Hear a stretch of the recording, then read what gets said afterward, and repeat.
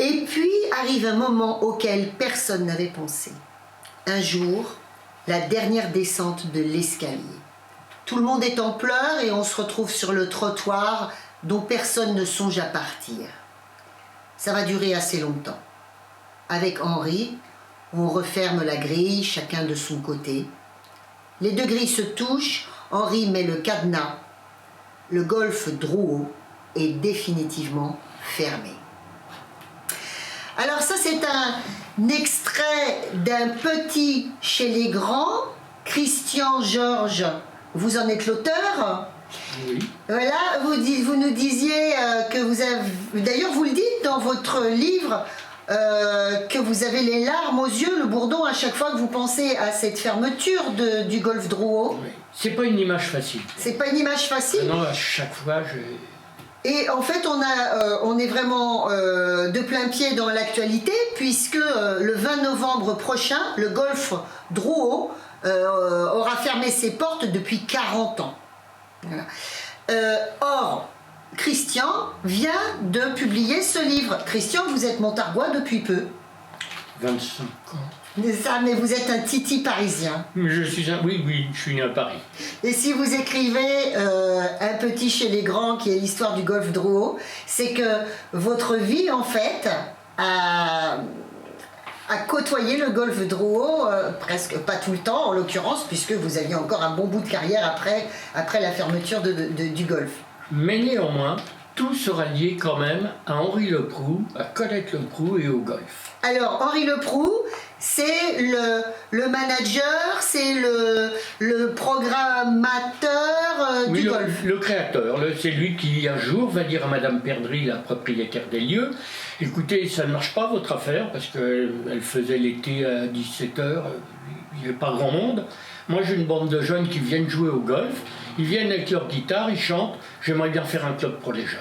Et Madame Perdry va lui donner carte blanche. Voilà, est-ce que vous croyez, Christian, qu'à l'heure qu'il est, en 2021, il faut expliquer encore à certaines personnes ce qu'est le golfe Drouot, ou est-ce qu'il est assez mythique pour être dans toutes les mémoires, y compris de ceux qui n'ont pas connu cette épopée musicale? Je vais vous dire oui. Je vais vous dire oui parce que j'ai tant d'exemples. Je me promène un petit peu partout et quand on dit Christian, c'est le dernier barman du golf, on vient me parler et les gens connaissent. Et paradoxalement, ne croyez pas que les jeunes ne s'y intéressent pas.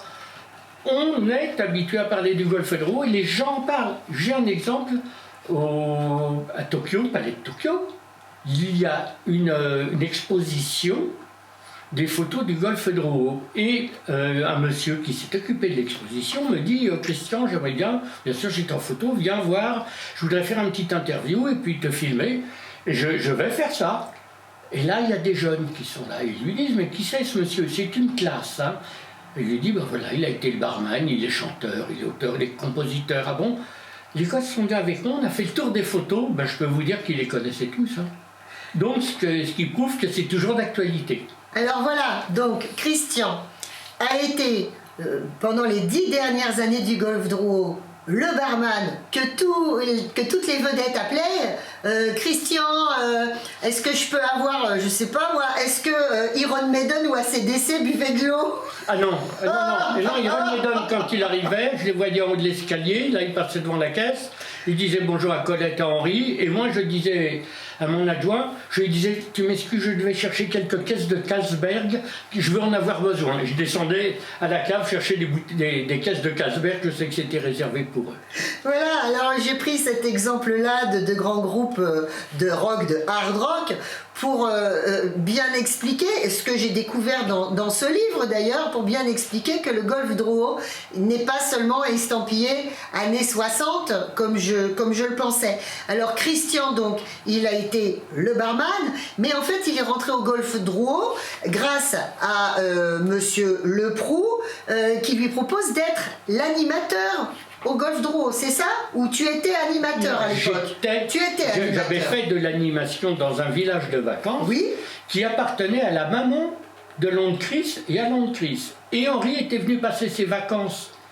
Et quand il est parti, il m'a dit « Je veux te voir au golf, il faut que tu viennes me voir. » J'ai été le voir pendant 1 an, peut-être, ou 2 ans. Puis je lui ai un jour rendu un service. Il avait besoin d'un barman 4 mois. Il m'a dit, allez, viens me dépanner. Je l'ai dépanné. Et toute ma vie après va changer. Parce que ce monsieur va me suivre, mais bien au-delà du golf de roue. Voilà, mais quand même, Christian, entre-temps, tu as voulu avoir ton parcours d'artiste, guitariste. Bien sûr, bien sûr. Alors, il a été, grâce à Henri, dans l'animation avec Alex Métayer. Vous savez, il y a des choses bizarres dans la vie. Henri me dit, écoute Christian, on est fermé, il faut vider les frigos, est-ce que tu peux venir? Je dis, bien sûr Henri, j'y vais. Il est 13h, je m'en serai toujours. Je m'apprête à partir, je vais me laver les mains. Le téléphone sonne au golf. Henri décroche et dit, je suis désolé madame, il n'y a plus personne. Alors, je sors. Et il me tend le combiné et il me dit, c'est madame Métayer, la femme d'Alex. Alex lançait une station de sport d'été, le 4 Barcarès. Je prends le téléphone, elle me dit, vous pouvez venir? Je dis, bien sûr, je peux y aller, comme chanteur pendant 8 jours. Et là, un animateur n'allait pas, et je vais rester 3 ans animateur avec Alex Métayer. Voilà. Qui était un homme charmant? Oh, adorable. Alors, je peux vous dire, le premier contact avec Alex, j'arrive à Port-Barcarès, et il me dit, je vais t'emmener où tu vas dormir. Et on monte dans sa 504, je m'en souviens toujours. Premier virage, sa portière s'ouvre et il avait la tête presque par terre. C'est moi qui le ramasse et il me dit, je suis distrait. J'ai dit oui, j'ai vu. J'ai dit oui, j'ai vu.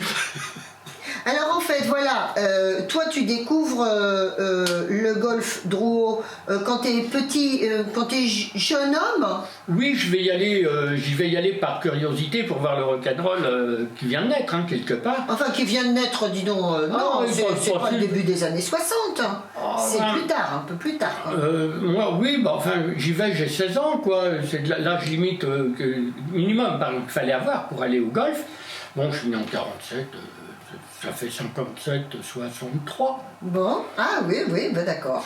Alors si, c'est le début. Et puis, on écoutait déjà depuis très longtemps Jane Vincent, et puis il y avait l'émission avec Albert qui existait déjà. La seule chose qu'il y avait, c'est que j'avais pas le droit d'y aller, j'avais pas l'âge. Donc j'ai attendu d'avoir l'âge pour y aller. Bon, alors, donc, Christian Georges va croiser tout le métier, et c'est ce qu'il nous raconte dans ce livre. D'ailleurs, regardez au passage, Monsieur Weber, vous êtes d'accord avec moi, très belle photo. Très belle photo. Elle vient d'où cette photo? Ah, c'est ce que j'allais vous dire, voilà. Je voulais vous le dire. Eh ben, elle vient du label Tramp, elle vient du hangar où j'ai été un jour chanter. Voilà. Alain Fauconnier. Et la photo est d'Alain Fauconnier. Alain Fauconnier. Qui me l'a offerte gentiment, il a été adorable. Ah, bravo, bah voilà, alors. Ça, quand on veut des belles photos, il faut demander à Alain. Alors, en vrac comme ça, on a parlé des plus récents, c'était un peu pour vous titiller. Il y a eu Trust. Tu disais qu'ils étaient très gentils. Ah, ils sont adorables. Alors, en plus, la particularité de Trust, c'est que son batteur, Jeannot, j'ai été manager aussi de groupe. Des papouses. Voilà. Et les papouses, le batteur, c'était Jeannot. Alors, quand j'ai vu Jeannot à la batterie, Et puis, tu disais que Bernie, il faisait quel métier à l'époque? Alors, il travaillait à l'Olympia, il était à la poursuite. Et c'est Jean-Michel Bory, qui s'occupait avec Bruno Cocatrix de l'Olympia, qui est venu me dire à Henri un jour, écoute, mon gars, la poursuite, il a un groupe, c'est super, il faut que tu me le prennes. D'ailleurs, il a dû venir un jeudi ou un mercredi, et le samedi même, ils étaient sur le tremplin. Et tu disais qu'ils ont complètement occulté le groupe vedette. Ah là, il y avait un groupe les pauvres derrière. Je les plaignais parce que c'était un garçon qui avait fait une carrière dans les années 60, les années yéyé, qui voulait revenir sur le marché. Et quand ils nous ont fait antisocial, j'ai eu de la peine pour les autres. D'ailleurs, les autres, je ne sais pas s'ils ont fait une scène. Bon, alors donc, en vrac, Juvet. Ah, Juvet, oui. Mais alors là, je ne travaille pas au golf. Je suis livreur de journaux à Paris. D'accord. J'ai eu des périodes. T'as eu des périodes, oui, il y a des périodes où tu n'y vas pas. Village People. Alors, Village People, c'est que son producteur, Henri Bellolo et Jacques Morali, sont des enfants du golf de Rouen aussi. Donc, ils produisent Juvet aussi. Donc, tout ça, on voit tous ces gens-là. Alors oui, Nicolas Perrac, Paul Narev, Sheila, tu dis qu'elle est très gentille, mais surtout, il y en a un qui tu me dis que David Bowie est un enfant du golf Drouot. En France, oui. En 1963, il va faire le réveillon de Noël et du jour de l'an. Et un jour, avec Jean-Bernard Hébé, qui était sur RTL, un dimanche après-midi, on fait une émission en direct du golf avec RTL. Et Jean-Bernard Hébé appelle David Bowie. Et là, s'est installé un dialogue entre Henry et Bowie, qui lui a dit « Tu as été le premier à me faire confiance en France et à m'offrir ta scène. » Et il m'a dit « J'ai les moules de penser que ça fait si longtemps. » Les moules, il avait oublié le B au passage. Et là, on a rigolé. J'ai les moules. C'est mignon, c'est mignon. Mais évidemment, l'enfant du golf Drouot, c'est Johnny. Alors, racontez-moi des anecdotes sur Johnny. Première anecdote où je vais vraiment manger. Je vais manger, hein, il va être mon voisin de table, il est en face de moi. Et j'ai pas peur, mais c'est impressionnant. Il a 26 ans, il est beau comme un dieu. Et on est à table, et il sort une cigarette qui est un peu parfumée. Et il dit à Henri, fume. Henri regarde et dit, écoute, j'ai jamais fumé de ma vie, même ne serait-ce qu'une gauloise, je vais pas me mettre à fumer maintenant. Je vois. Bon, alors t'es pas mon ami? Comment je suis pas ton ami après tout ce que j'ai fait pour toi, Johnny? Alors fume. Mais non, je peux pas. Et là s'installe un dialogue de sourds, et je regarde ça, mais je vois bien Johnny qui a l'air très amusé, qu'il regarde. Puis à un moment, il prend Henri par le cou, il l'embrasse, puis il explose de rire. Mais je sens qu'Henri, il est quand même soulagé que l'affaire soit passée. D'accord. Il y a une très jolie anecdote là-dedans, à la page 110. Ah oui. Le regard de Johnny s'arrête sur un gamin de 13-14 ans qui le fixe. Que fais-tu là? T'as pas de parents? Ça va, je fais bien Johnny? Oui, très bien. Bien. La voix de Johnny est grave, dure et tendre à la fois, comme lui. Je n'entends pas la réponse du gamin, mais Johnny remarque l'appareil photo dans ses mains. « Fais une photo !» lui ordonne-t-il. Tremblant, le gamin prend le cliché de ses rêves. « Fais-en une autre, pour si tu as loupé la première. » Puis il tourne les talons et rejoint ses amis. Alors ce jour-là, c'est un 5 novembre. Il y a 41 ans là par contre. On fête les 20 ans de Salut les copains au golf Drouot. D'ailleurs, j'ai jamais vu autant d'artistes au mètre carré. Mais Johnny vient de divorcer de Sylvie ce jour-là.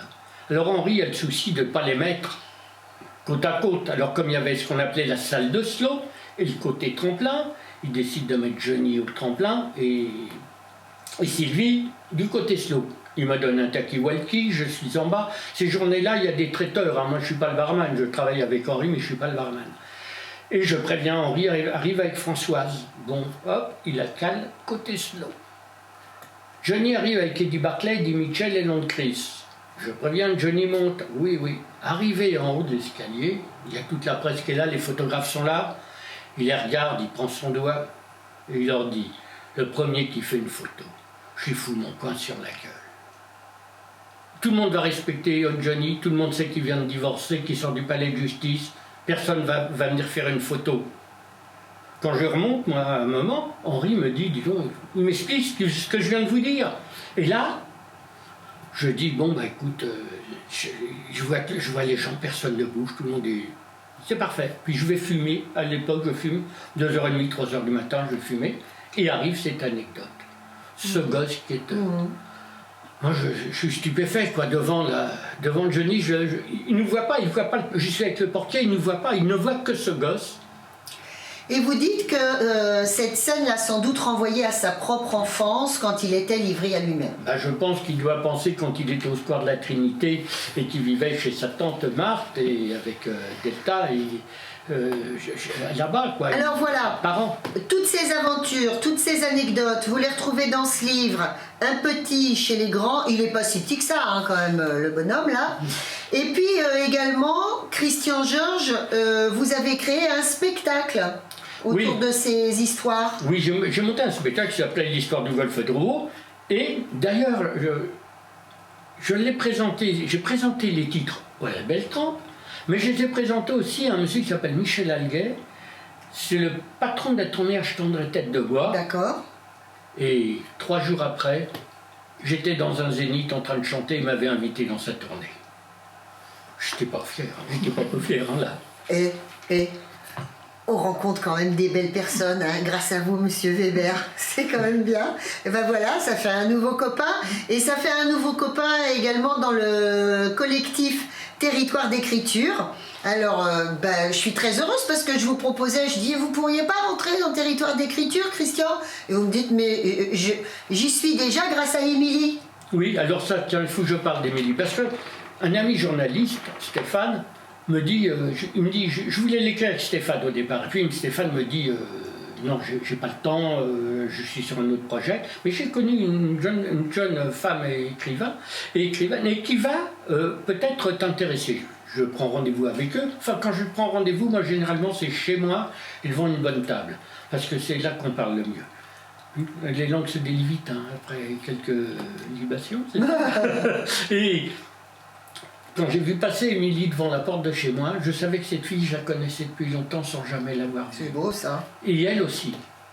Et sans Émilie, ce livre aurait eu beaucoup de mal à exister. Parce que si je l'ai écrit, elle a été là pour me mettre tout en forme. Et ça, c'est important, hein, parce que il faut penser aux gens qui sont derrière, qui font un travail superbe pour mettre tout en forme. Et ben voilà, on a tout dit, on n'a rien lu encore, c'est à vous de le lire ce livre. Voilà, merci Christian, à bientôt. Non, c'est moi, merci.